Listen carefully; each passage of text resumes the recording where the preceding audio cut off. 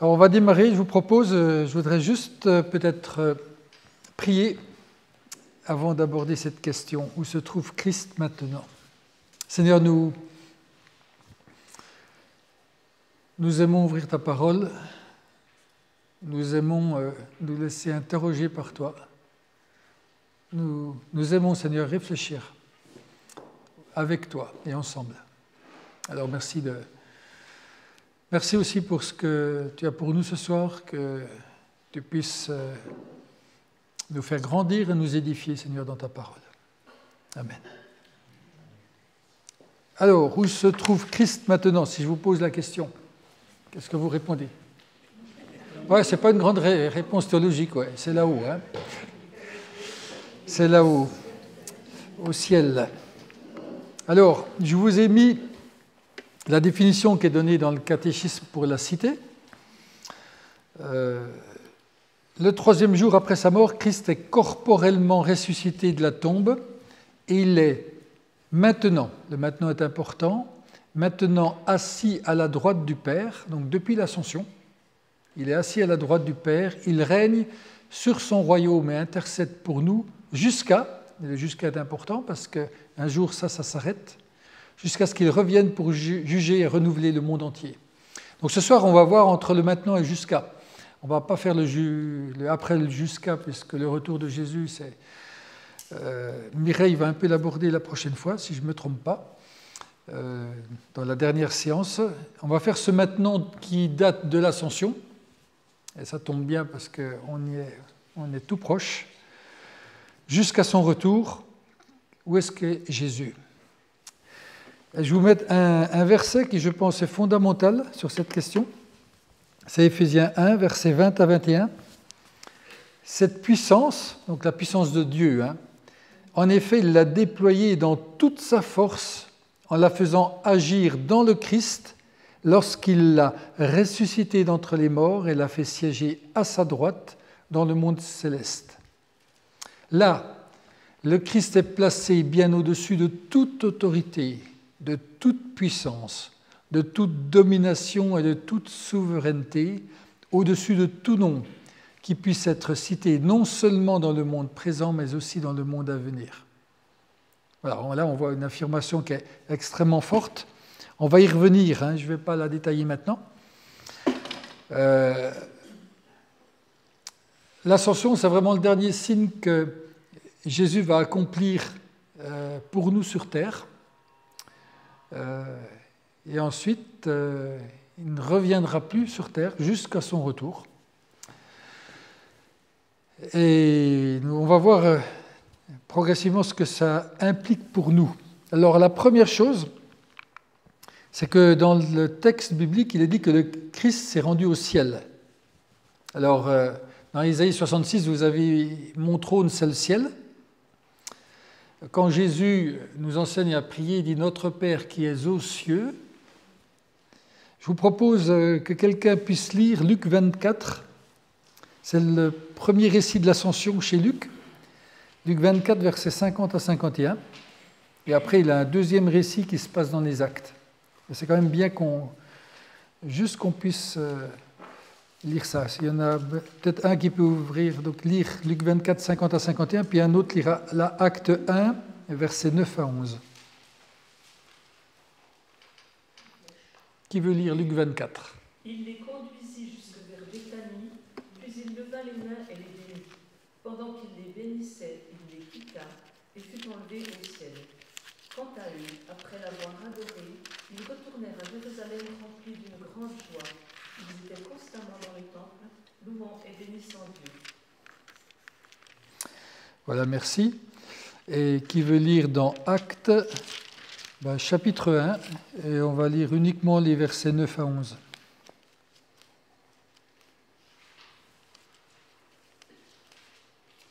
Après avoir dit cela, il s'éleva dans les airs pendant qu'ils le regardaient, et une nuée le cacha à leurs yeux. Et comme ils avaient les regards fixés vers le ciel pendant qu'ils s'en allaient, deux hommes habillés de blanc leur apparurent et dirent : Hommes de Galilée, pourquoi restez-vous à regarder le ciel? Ce Jésus qui a été enlevé au ciel du milieu de vous reviendra de la même manière que vous l'avez vu aller au ciel. Voilà, donc dans Luc, il dit « Il quitta et fut enlevé au ciel ». Dans Actes, on les voit qui s'élèvent dans les airs sur un nuage, on voit qu'ils ont les yeux fixés au ciel. Qu'est-ce qu'il dit encore? Pourquoi est-ce que vous regardez le ciel? C'est Jésus qui était enlevé au ciel, du milieu de vous, on redescendra un jour de la même manière que vous l'avez vu monter. Qu'est-ce que le ciel? Parce qu'on en parle tout le temps, mais c'est juste peut-être des fois pas simple de savoir ce qu'est le ciel, et vous verrez que ce n'est pas si évident. Il y a différents ciels dans la Bible, il y en a au moins deux différents. Que ce soit en hébreu ou en grec, c'est-à-dire dans l'Ancien ou dans le Nouveau Testament, le mot ciel, il n'y a qu'un mot pour dire, alors qu'il y a des conceptions du ciel différentes. On ne parle pas des mêmes choses. En anglais, ils ont au moins deux mots, sky ou heaven, qui traduit deux choses différentes. Et finalement, c'est presque plus simple en anglais. Mais ni en grec ni en hébreu, c'est comme en français, il n'y a qu'un mot. Sky, c'est le ciel que vous voyez, et puis heaven, c'est le paradis, quoi, le ciel. Alors, le premier sens, au terme biblique de ciel, c'est la zone où Dieu se tient. La zone où Dieu habite, où il rayonne de sa gloire. C'est vraiment le lieu de la demeure de Dieu. On trouve souvent dans les termes les cieux des cieux, hein, surtout dans l'Ancien Testament. Dans 1 Roi 8, 27, je vous lis, hein, « Mais est-ce qu'en vérité Dieu habiterait sur la terre, alors que le ciel, dans toute son immensité, ne saurait le contenir, combien moins ce temple que je viens de construire ?» Donc un Dieu qui est au-delà de l'espace, au-delà de tout ce qu'on peut imaginer, et qui choisit d'avoir sa résidence au sein de sa création. Quand Dieu habite au ciel, il habite dans sa création. Je m'explique. Dans Genèse 1, verset 1, il est dit « Au commencement, Dieu créa le ciel et la terre. » Il a créé le ciel.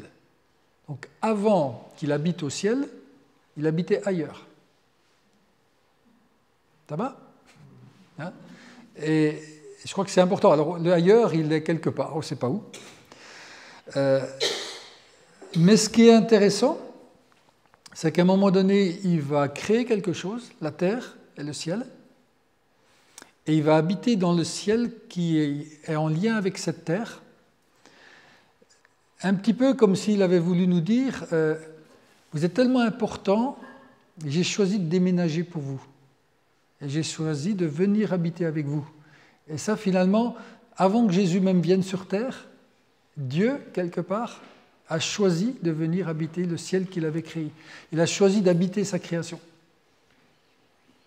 Et ça, je trouve que c'est quelque chose qui est pour nous qui est vraiment fort. Hein.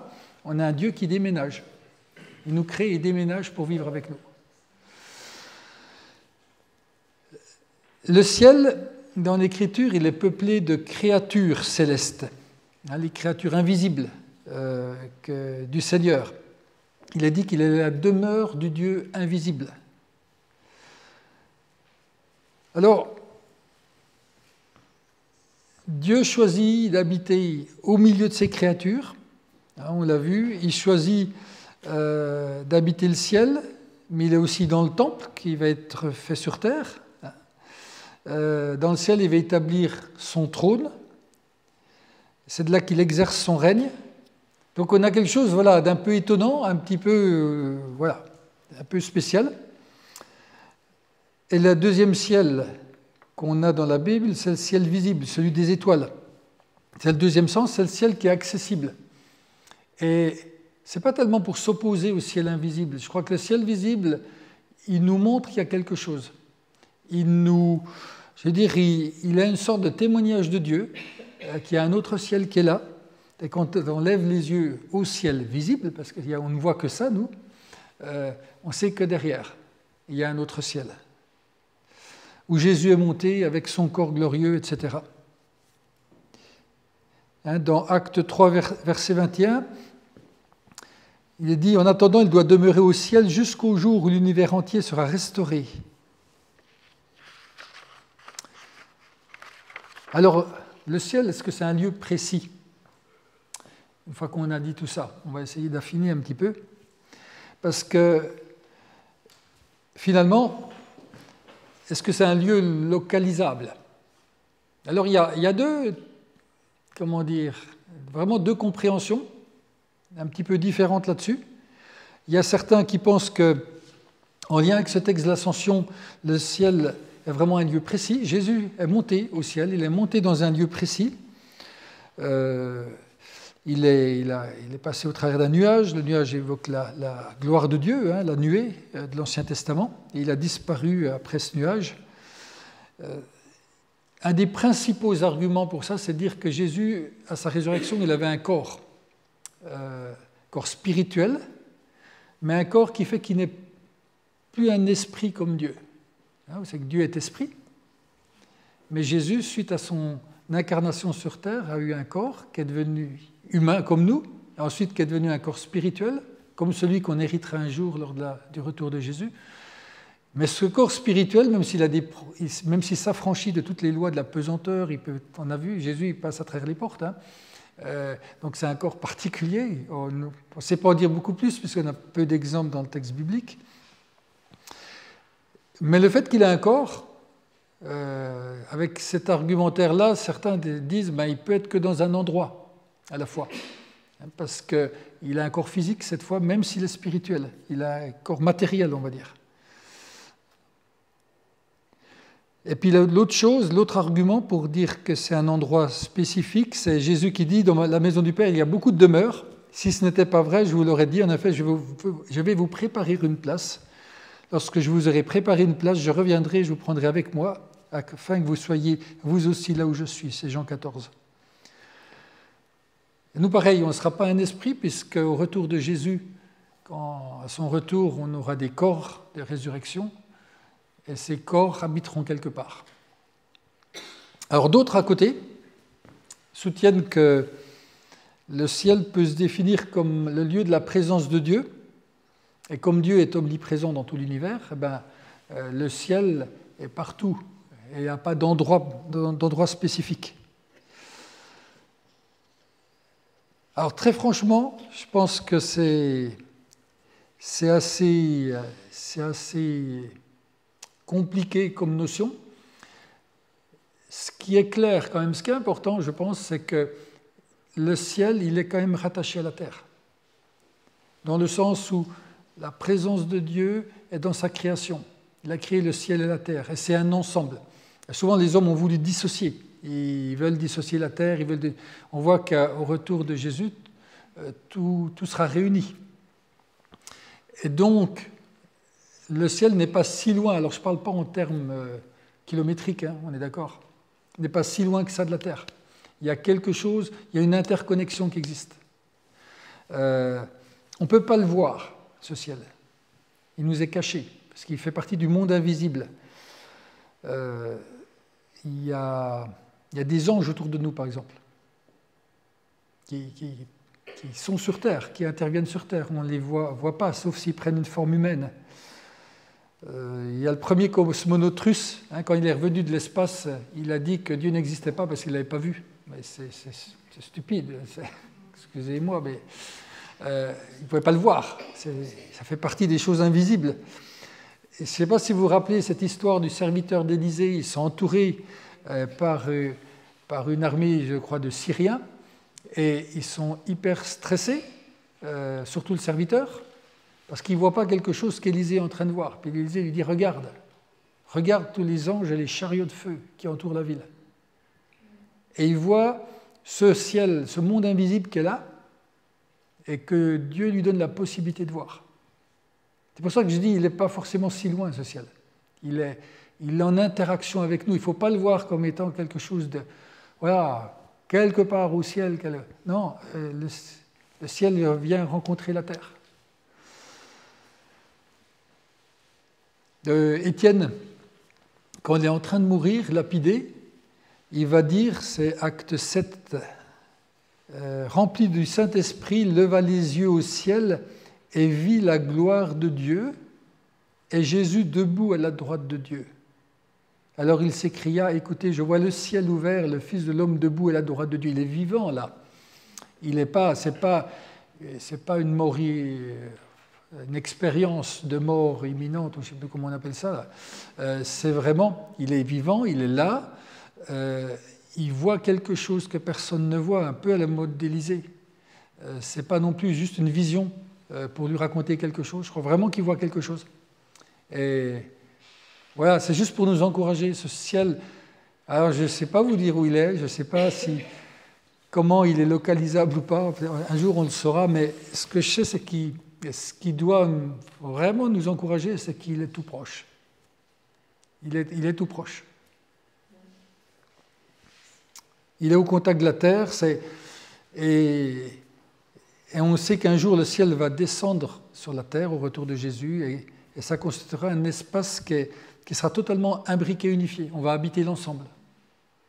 Il est divisé actuellement, mais il sera unifié au retour de Jésus. Je ne sais pas si vous avez des questions sur ça. Le 7e ciel, c'est quoi? Alors, je vais peut-être dire une bêtise, mais je ne crois pas que ce soit biblique, parce que Paul, quand il en parle, est-ce qu'il ne dit pas c'est pas le 3e ciel? Je crois que pour moi c'est le 3e ciel. Il faudrait que je regarde pour être sûr de ne pas vous dire de bêtises. Je me méfie des fois quand je dis un truc comme ça. Peu importe, je pense que là c'est vraiment une expression pour dire qu'il a vécu quelque chose d'extraordinaire, quoi. 3, c'est le chiffre de la Trinité, c'est l'équilibre parfait. Il a vécu une expérience avec Dieu, je pense, juste de type paradisiaque, on dirait maintenant. Moi, je le comprends comme ça, en tout cas. Je ne pense pas qu'il faille y voir un autre ciel. Parce que le ciel où est Jésus est ce 3e ciel. Il est parfait. Il n'y a pas d'autre ciel plus parfait que ça.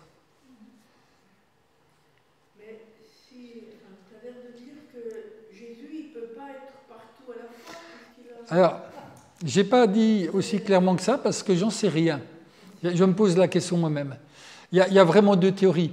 Si vous lisez certains théologiens comme Grudem, des gens comme ça qui sont assez académiques, on va dire, eux ils vont dire Jésus il a un corps et avec ce corps il est localisable quelque part.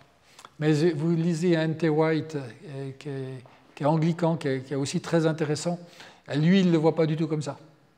Vous avez d'ailleurs un article sur l'ascension dans le dernier Christ seul, où il parle de ça. Vous pourrez le relire. Mais c'est une autre. C'est vraiment 2 compréhensions un petit peu différentes. Ça ne change pas grand-chose, hein, franchement, parce qu'au final, c'est pour ça que j'insiste là-dessus, je crois que ce qui est vraiment important, c'est de savoir que le ciel est vraiment proche de nous, qu'il n'est jamais loin, et que ce qui se passe dans le ciel et ce qui se passe sur la terre, Dieu est au courant de tout ce qui se passe sur la terre parce qu'il est proche de nous. Comprendre aussi que le ciel, c'est sa création, qu'il est venu habiter dans sa création pour être tout proche de nous. Pour le moment, il est expulsé un peu de la terre. Hein, il n'a pas le droit vraiment, son règne n'a pas pris toute sa dimension sur la terre, puisqu'il y a quand même beaucoup de gens rebelles à lui. Mais dans le ciel, il a pris toute sa place. Mais comme il peut apparaître Oui, comme il peut apparaître sur terre, c'est ça que tu veux dire? Dans certains cas. Bien sûr, oui. Ouais, comme il peut se révéler. Alors comment on sait pas? La terre, c'est son marchepied pour Dieu. Il faut avoir ça en tête, quoi. Il laisse encore pour le moment. Il laisse les hommes libres. Un jour, ça sera définitivement son royaume parfait sur lequel aucun autre roi ne peut rien faire d'autre que s'il est dans sa volonté.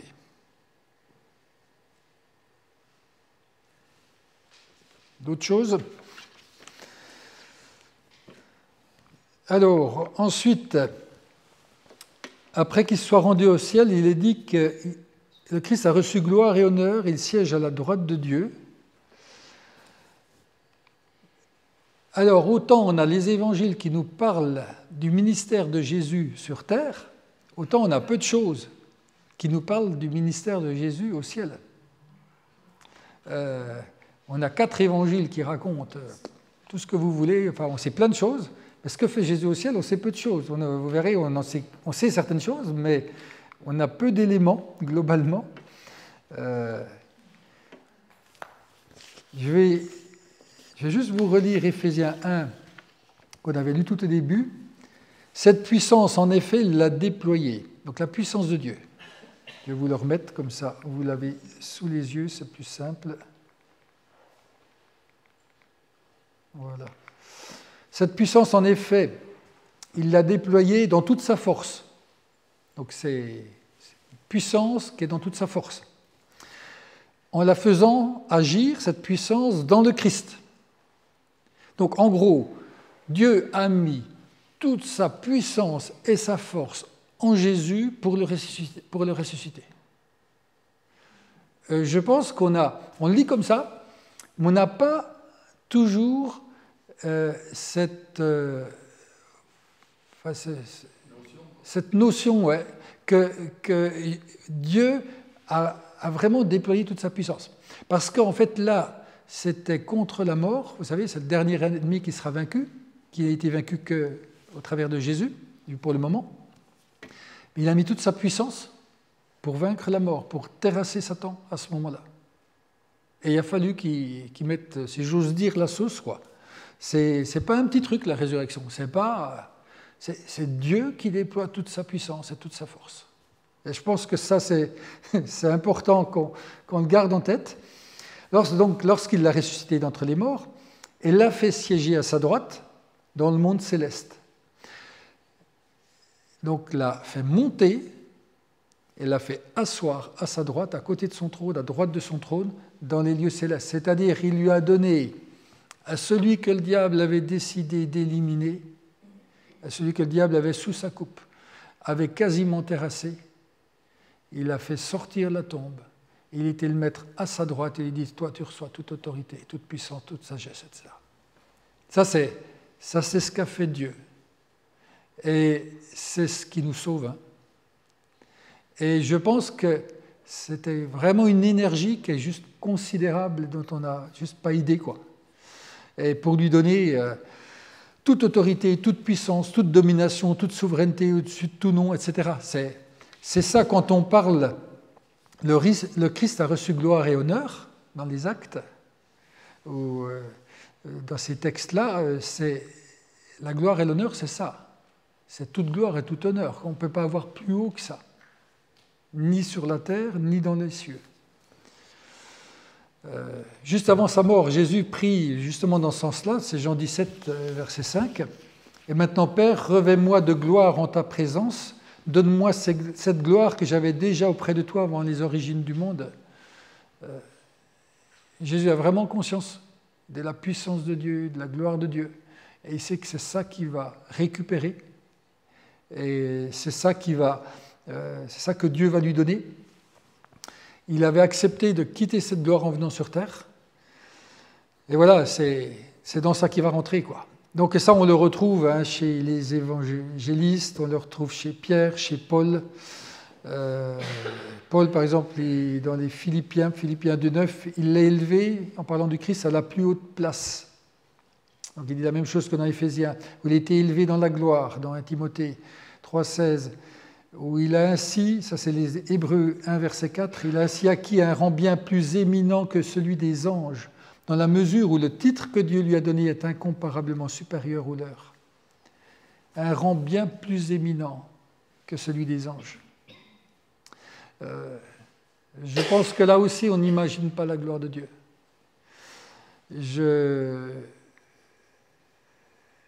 Peut-être on peut lire, quelqu'un voudrait lire Apocalypse 5, versets 11 et 12. Vous êtes Apocalypse 5, ça c'est un de mes textes préférés, je dis souvent ça dans la Bible. J'entendis la voix d'anges rassemblés en grand nombre autour du trône, des êtres vivants, des représentants du peuple de Dieu. Ils étaient des milliers de milliers, des millions de millions.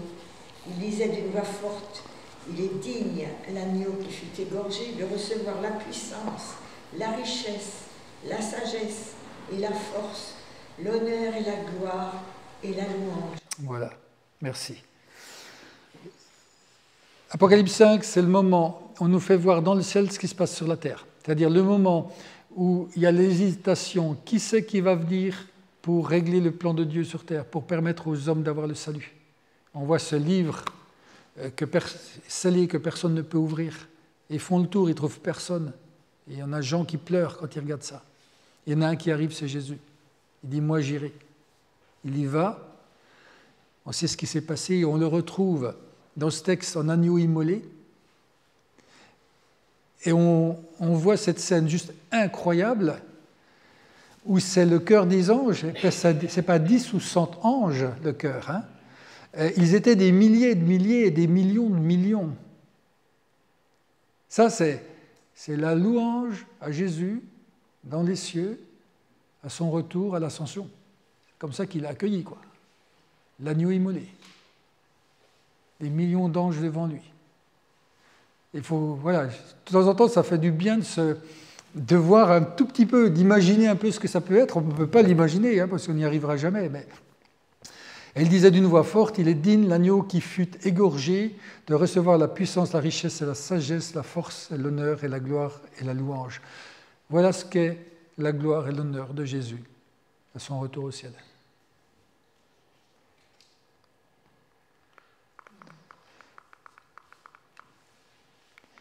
Voilà, je vais me remettre.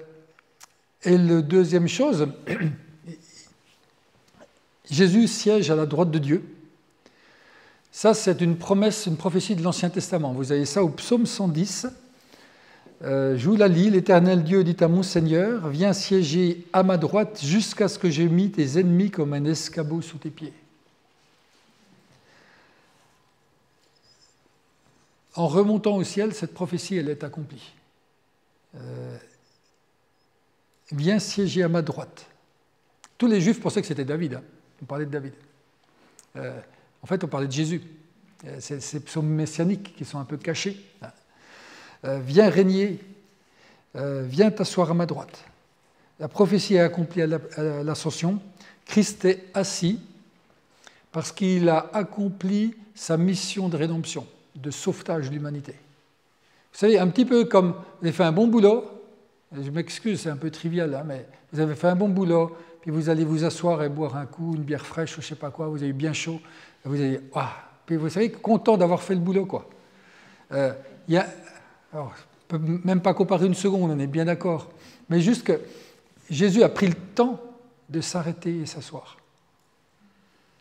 Et Dieu l'a placé à sa droite pour montrer toute l'importance du travail qu'il avait accompli. Donc, il se met à droite du trône de Dieu. Je crois qu'il ne faut surtout pas le voir comme étant quelque chose de... Voilà, maintenant il est assis, puis il ne bouge plus, quoi.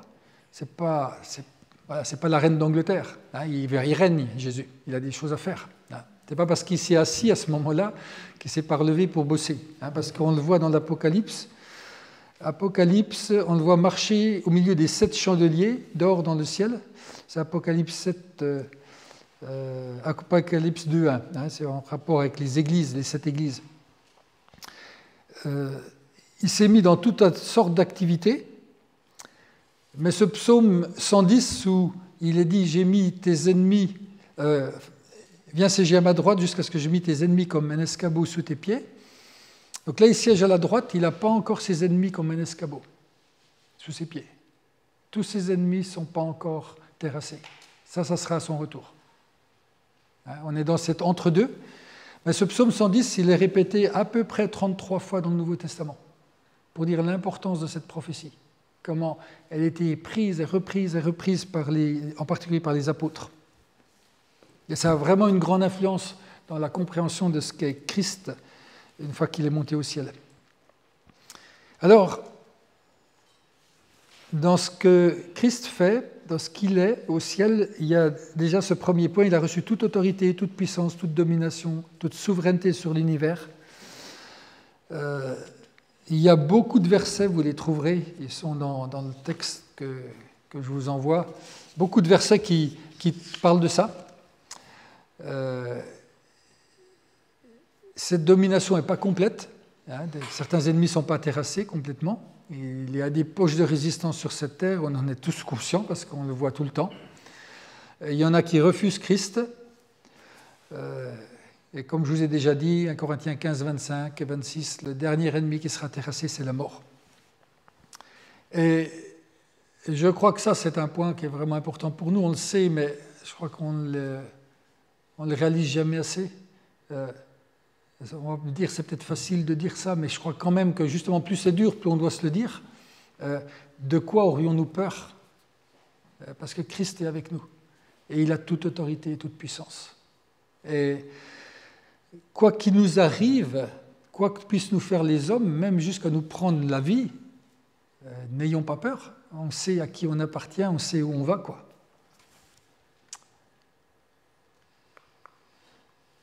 La deuxième chose qu'il fait, c'est qu'il veille sur l'Église. Il la transforme en attendant les noces de l'agneau à son retour. C'est-à-dire cette union avec l'Église. Ça commence avec Matthieu 16, 18, quand Jésus dit « Moi je te déclare », il dit à Pierre, « Tu es Pierre, et sur cette pierre j'édifierai mon Église contre laquelle la mort elle-même ne pourra rien. » Un des grands travaux de Jésus, c'est bâtir l'Église. Je crois qu'on l'imagine, ça aussi on a du mal à l'imaginer. Un des grands travaux de Jésus, c'est bâtir l'Église. Vous savez qu'il est la tête de l'Église, on le dit souvent, même si des fois on ne lui laisse pas toujours la place. Mais ce qu'il fait actuellement, c'est bâtir l'Église. Et sa passion, c'est bâtir l'Église à Jésus.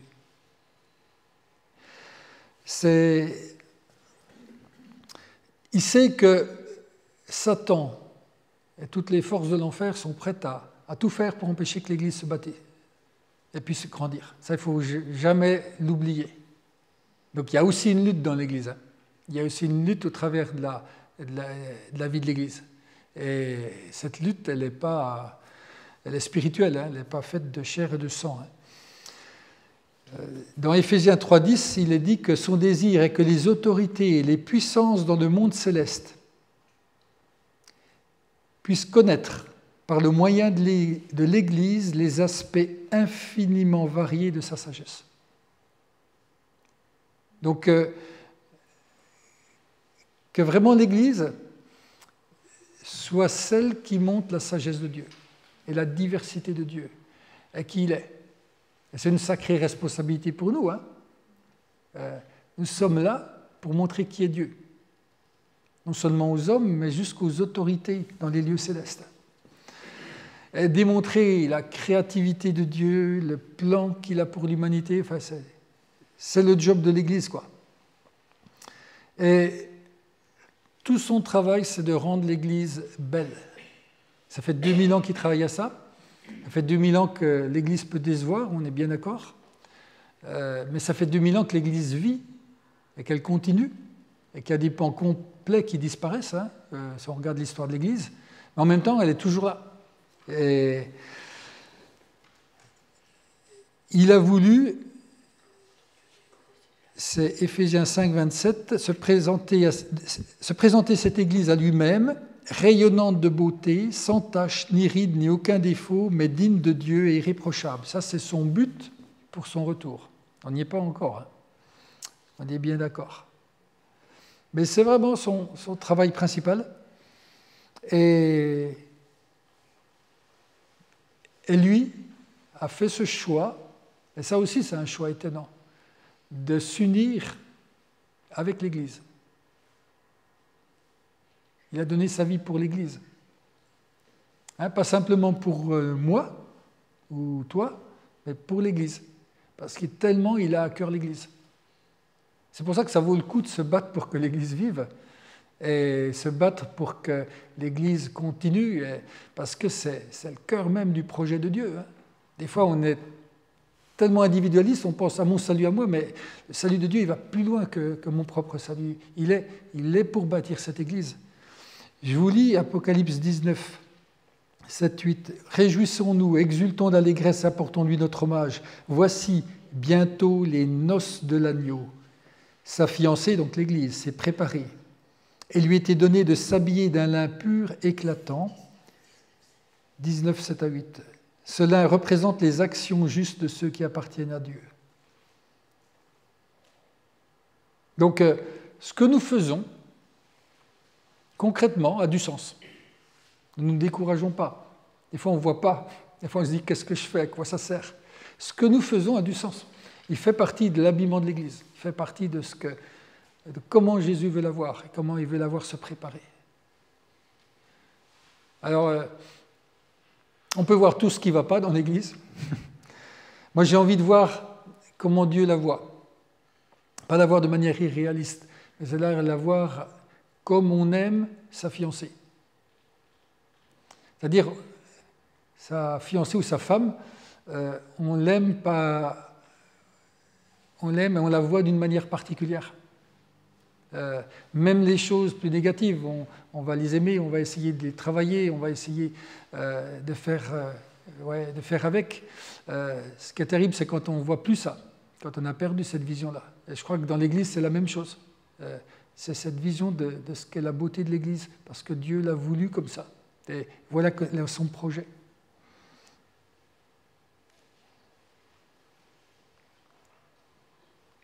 N'hésitez pas si vous avez des questions, hein, je ne vais pas m'arrêter chaque fois. Mais quel est le rôle du Saint-Esprit alors? Le voilà. Il a reçu, c'est sa troisième fonction, grande fonction, il a reçu le droit de répandre le Saint-Esprit sur nous et dans l'Église. Ça aussi, c'est fondamental. Acte 2, 33, c'est le discours de Pentecôte. Hein. Donc Pierre dit le jour de la Pentecôte, il a été élevé pour siéger à la droite de Dieu. Donc on est toujours à la même chose. Hein. Et maintenant qu'il était élevé, maintenant que l'ascension s'est faite, maintenant, comme Dieu l'a promis, on a tous en tête, je pense, les textes des évangiles de Jésus là-dessus, et même de l'Ancien Testament. Il a reçu du Père, donc Jésus a reçu du Père l'Esprit Saint et il l'a répandu sur nous. C'est là ce que vous voyez et entendez quand ils entendaient les gens parler dans toutes sortes de langues. C'est le jour de la Pentecôte. Il a reçu du Père l'Esprit Saint, il l'a répandu sur nous. Jésus a reçu l'Esprit et le droit, de la part de Dieu, de le répandre sur chacun de nous et sur l'Église. Ça, je pense, c'est vraiment aussi quelque chose d'essentiel. Je saute un petit peu parce que c'est un peu trop long, vous verrez la suite, mais j'avais dit quand on avait vu sur le Saint-Esprit que le Saint-Esprit, franchement, on a avantage à avoir le Saint-Esprit qu'à avoir Jésus.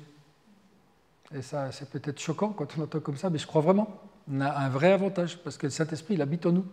Jésus, il était toujours à côté des disciples. Le Saint-Esprit, il est en nous. Il est tout le temps là. Si Jésus partait sur le lac, les disciples, quand il partait sur le lac sans Jésus, il y avait la tempête, ils étaient stressés. Jésus n'était pas là. Nous, on sera peut-être stressés, mais on peut dire le Saint-Esprit est là. Et ça fait toute la différence. Donc c'est vraiment un avantage qu'on a. Et le Saint-Esprit nous aide à accomplir notre mission. Et le Saint-Esprit, il n'agit pas que dans notre petit cœur à nous, ou notre petite âme à nous, il agit dans toute l'Église. Et il est là pour bâtir l'Église avec Jésus. Il est co-bâtisseur avec Jésus. C'est le Saint-Esprit qui a un rôle, par exemple, primordial dans l'adoration. Adorer en esprit, en vérité. C'est Jésus qui dit ça à la Samaritaine. Je ne vous mets pas je vous dis pas oralement tous les textes, vous les retrouverez, les références. Il a un rôle primordial dans l'enseignement et la formation. Quand on enseigne, je crois vraiment qu'on doit se poser la question de qu'est-ce que Saint-Esprit tu veux que je dise, comment tu veux m'inspirer, comment tu veux me conduire. Et ça ne se fait pas forcément sur le direct, ça se fait dans la préparation. Il y a des gens qui pensent que c'est qu'en direct que le Saint-Esprit agit. Non, il agit dans notre préparation. Il agit quand on travaille le texte, etc. Saint-Esprit, il agit dans la communion fraternelle, dans les demandes de pardon qui sont faites.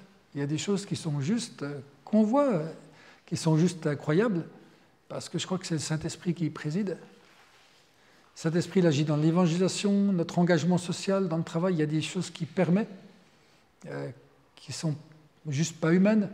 Il y a des gens qui sont touchés par une parole qui n'a juste pas de sens des fois pour nous-mêmes. Moi, j'ai vu des gens se convertir avec rien, avec un texte biblique qui moi, ne me parle absolument pas, mais ça, c'est l'œuvre de l'Esprit. On n'y peut rien. Ouais. Et sans lui, tout notre travail et tout le travail qu'on fait dans l'Église ne sert à rien. Vraiment, il ne sert à rien. Ça, je suis convaincu. On oublie, on travaille pour rien. Donc, co-constructeur avec Christ. Vous voyez que Jésus, il est assis, mais il fait des choses. Il est en pleine activité pour nous et pour l'Église.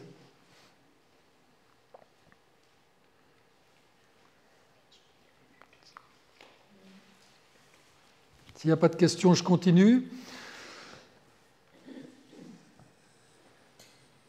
Jésus a 3 fonctions, on peut dire, dans le ciel, qu'il avait déjà sur terre.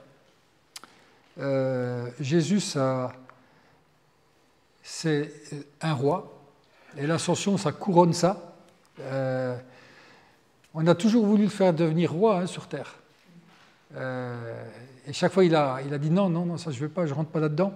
On a voulu, quand c'était, quand il est entré dans Jérusalem, le peuple, la foule disait béni soit le roi qui vient de la part du Seigneur. Il allait le laisser dire. Puis c'est le roi des Juifs. Quand il est marqué, il est le roi des Juifs sur la croix. Et quand il monte au ciel, c'est vraiment pour nous montrer qu'il monte comme un roi. C'est une ascension qui était visible et ce n'est pas par hasard. Parce que les empereurs romains, quand ils mouraient, leur âme montait au ciel et là, ils devenaient divins. Et vous savez que c'était des dieux, les empereurs romains. Mais Jésus, c'est ça qui est intéressant, ce n'est pas son âme qui est montée au ciel, c'est tout son corps. Et c'est assez incroyable, parce que ce truc-là, personne n'a jamais vu un truc pareil.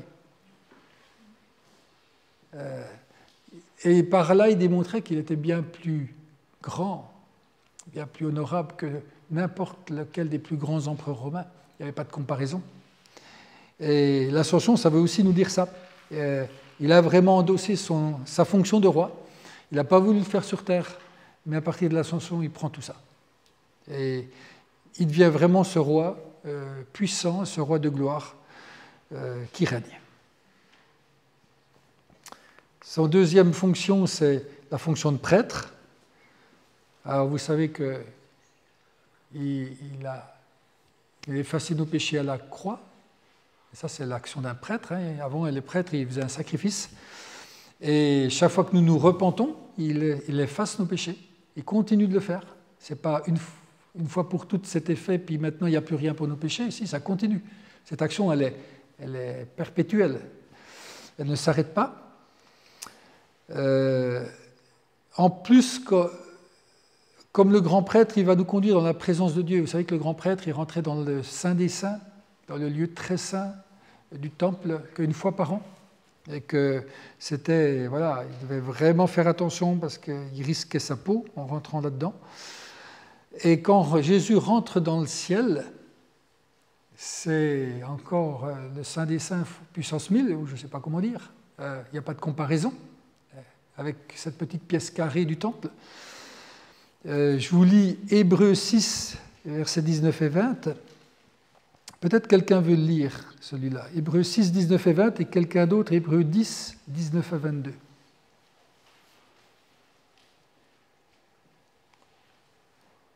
Alors, Hébreux 6, 19 à 20. Cette espérance, nous la possédons comme une encre solide et sûre de l'âme. Elle pénètre derrière le voile, là où Jésus, établi grand prêtre pour toujours, à la manière de Melchisédek, est entré pour nous en précurseur. Voilà. Il est entré dans le lieu très saint, où Jésus est entré pour nous en précurseur. Et puis, le chapitre 10, les versets 19 à 22, c'est ce que Jésus a fait, on vient de le lire, maintenant c'est ce que nous pouvons faire. Ainsi, frères et sœurs, nous avons par le sang de Jésus l'assurance d'un libre accès au sanctuaire. Cette route nouvelle et vivante, il l'a inaugurée pour nous au travers du voile, c'est-à-dire de son propre corps. De plus, nous avons un souverain prêtre établi sur la maison de Dieu. Approchons-nous donc avec un cœur sincère, une foi inébranlable, le cœur purifié d'une mauvaise conscience et le corps lavé d'une eau pure. Voilà. Donc, moi j'ai dans la Bible du Semeur, nous avons une pleine liberté pour entrer dans le lieu très saint. On a une pleine liberté pour entrer en relation avec le ciel. Quand je vous disais que le ciel, il était proche de la terre, on a même le droit d'y rentrer, de façon symbolique, en esprit, mais l'adoration, c'est ça, c'est rentrer dans cette présence de Dieu dans le lieu très saint. Et verset 22, approchons-nous donc de Dieu avec un cœur droit, etc. On est appelé à le faire, appelé à venir le rencontrer. Et comme prêtre, encore une chose, il prie pour nous. Je vais juste Romains 8, 34. Le Christ est mort, bien plus il est ressuscité. Alors on recommence, il est à la droite de Dieu, tellement important. Et il intercède pour nous. Et le mot intercéder, il y a certains qui ont dit, il intercède pour nous, c'est-à-dire il intercède pour qu'on soit sauvés. Il prie pour que nos péchés soient pardonnés, mais c'est fait. Il continue de prier effectivement pour nos péchés, mais il intercède beaucoup plus largement. Et le mot qui est utilisé, le mot intercéder, là, ça signifie présenter des requêtes, des demandes particulières. C'est vraiment quelque chose de précis. Donc, Jésus, à côté de Dieu, prie pour nous de manière spécifique, précise, en fonction de ce qu'il voit, puisque le ciel est proche de la terre, encore une fois. Il sait ce qu'on vit, il sait ce qu'on voit, il entend nos prières. Alors, il aurait pu décider de voir nos besoins, puis d'y répondre. On est bien d'accord. Il aurait pu dire, je vois ce qu'il a besoin, tiens, lui devrait avoir besoin de ça, Pierre de telle chose, et puis, en fait, il a décidé vraiment d'utiliser nos prières. Il veut qu'on puisse utiliser la prière afin que notre foi se manifeste, afin qu'on puisse faire grandir notre foi, parce qu'en priant, on développe notre foi, et qu'on puisse rendre gloire à Dieu, quoi. Donc c'est vraiment quelque chose aussi pour nous d'important. Je vous lis juste cet extrait que je vous ai mis d'un théologien américain. C'est une pensée réconfortante que Christ prie pour nous, même quand nous sommes négligents dans notre vie de prière. Qu'il présente au Père les besoins spirituels auxquels nous ne pensons pas, que souvent nous négligeons d'un cœur dans nos prières. Et qu'il prie pour notre protection contre les dangers dont nous ne sommes même pas conscients, et contre les ennemis qui nous menacent, même si nous ne les remarquons pas. Il prie pour que notre foi ne défaille pas et que nous ayons la victoire finale. Alors, il veut nos prières, mais en même temps, heureusement qu'il prie plus large que nous et qu'il voit plus large que nous. Je crois que c'est quelque chose de fondamental. Et Christ, il est même bien plus qu'un prophète. C'est les trois fonctions, hein, roi, prêtre et prophète, parce qu'il est lui-même parole de Dieu. Hein, vous avez ça dans l'évangile de Jean.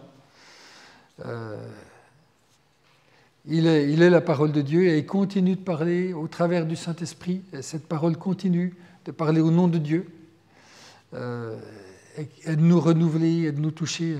Ainsi, c'est ce rôle de prophète, voilà, il continue d'agir, en particulier au travers de l'Esprit.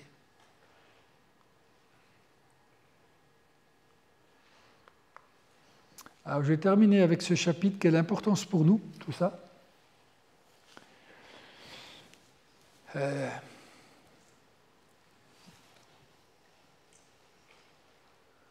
Je crois l'élévation de Christ, quel point final, c'est l'ascension.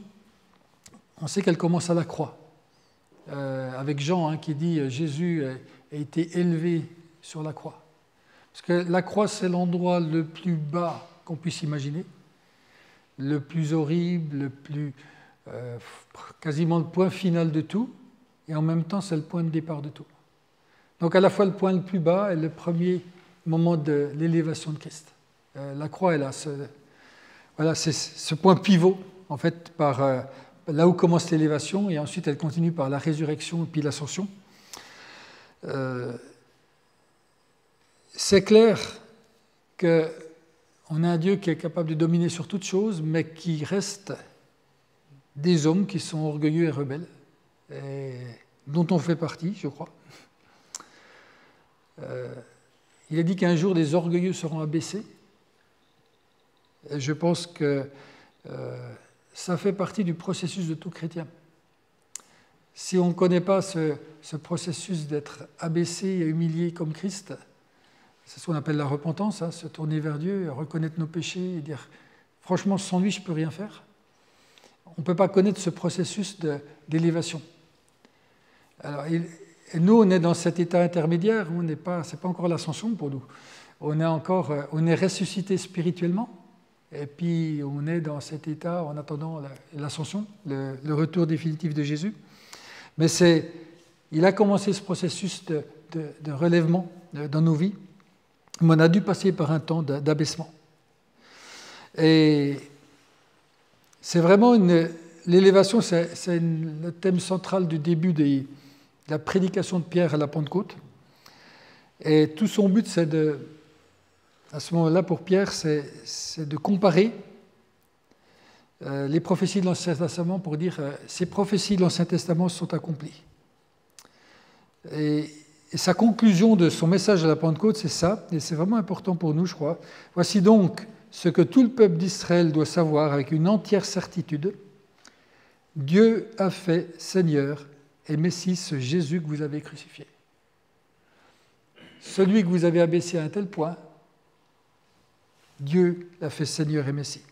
Et c'est toute la question de tous les chrétiens. On voit toujours ça au parcours Alpha. C'est ça le plus compliqué. Finalement, ce Jésus, qu'est-ce qu'il est? Est-ce qu'il est vraiment le Seigneur Dieu qu'il annonce être, ou est-ce que c'est un simple homme qui est sympa, qui est bien, mais qui n'est pas Dieu lui-même et Messie? L'ascension, je crois que ça nous montre qu'un jour où nous le suivrons, c'est vraiment une assurance sur la route. Il a ouvert la voie vers le lieu très saint. Il nous a ouvert la voie vers le ciel. Hein. Ça, c'est les Hébreux. C'est ce qu'on a lu tout à l'heure. Et c'est ce qui est dit dans les Hébreux. Gardons les yeux fixés sur Jésus qui nous a ouvert le chemin de la foi. L'ascension, c'est ça. C'est pas que de l'espérance dans quelque chose qui ne tient pas. C'est lui, il a fait le trajet. Le chemin, on le connaît. Il l'a ouvert.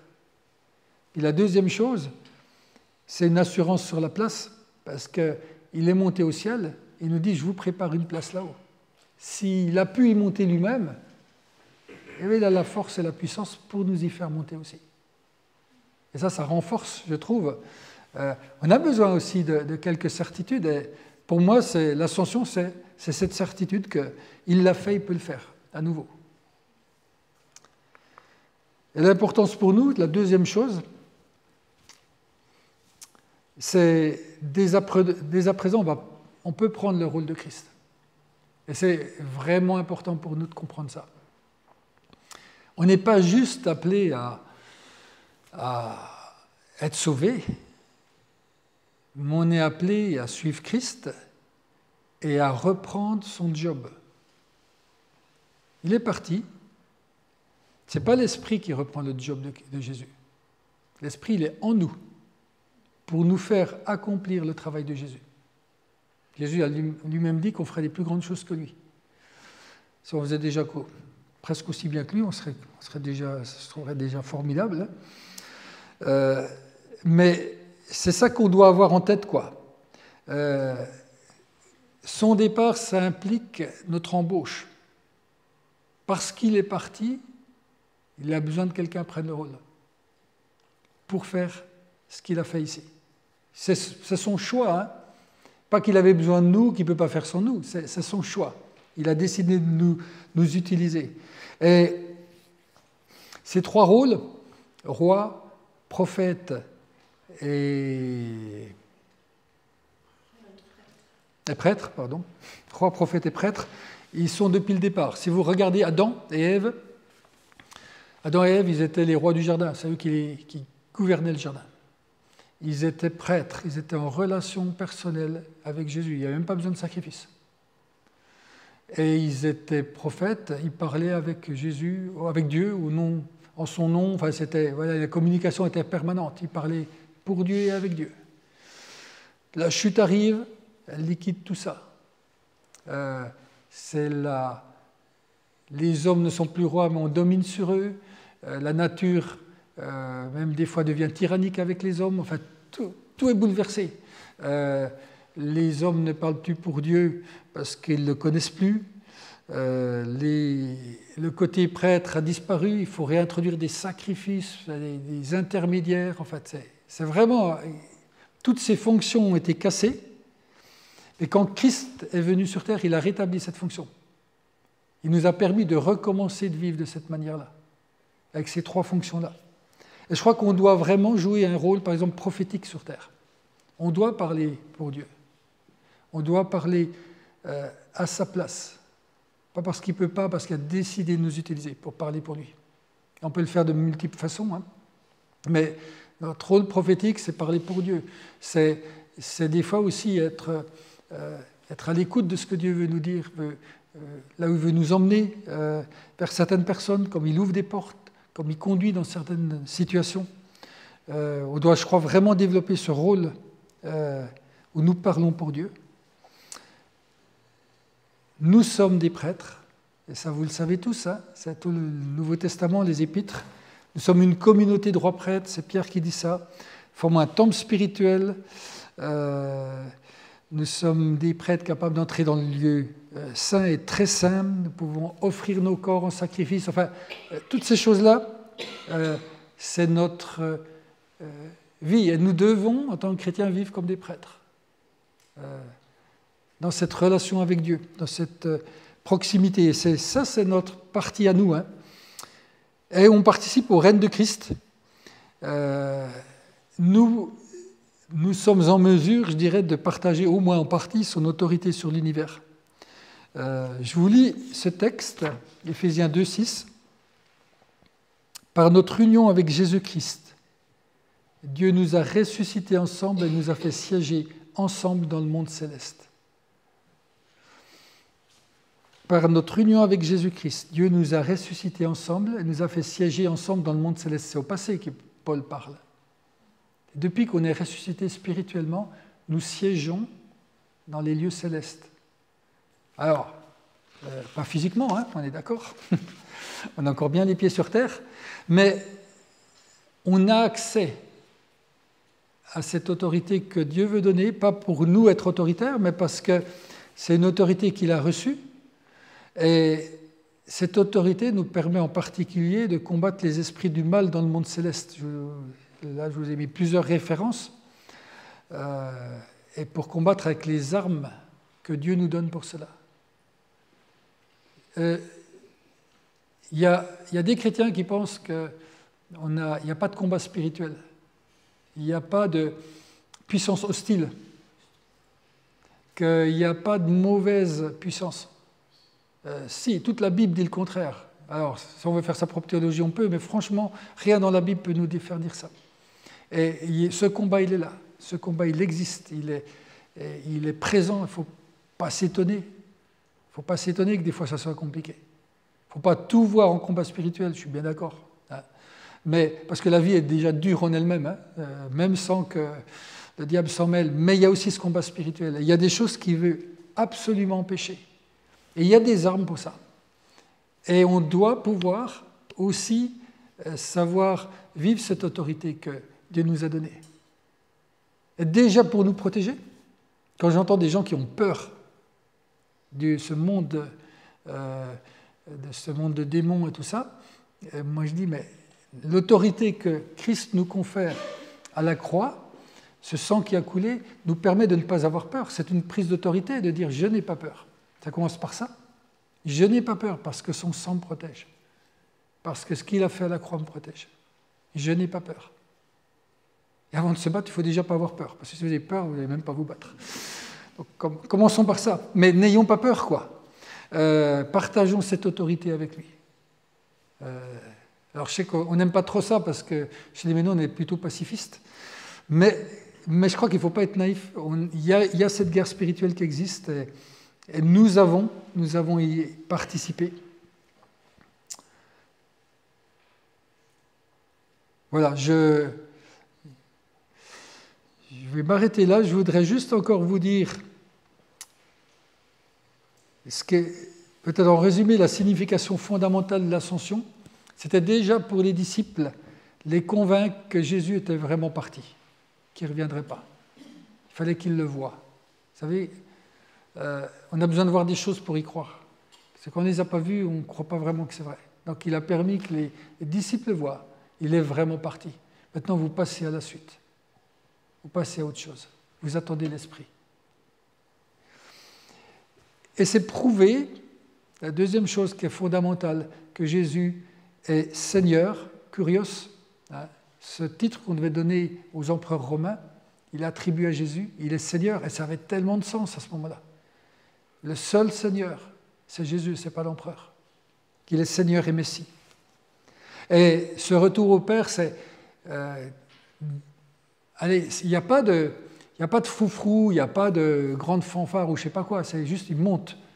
Mais c'est suffisamment grandiose pour qu'on dise, ça, ce n'est pas un homme. Ça, c'est un roi tout-puissant. Et quand nous comprenons l'ascension de cette manière-là, c'est-à-dire que Jésus est vraiment parti. Un jour, il reviendra, mais il est vraiment parti. Vivons avec l'Esprit.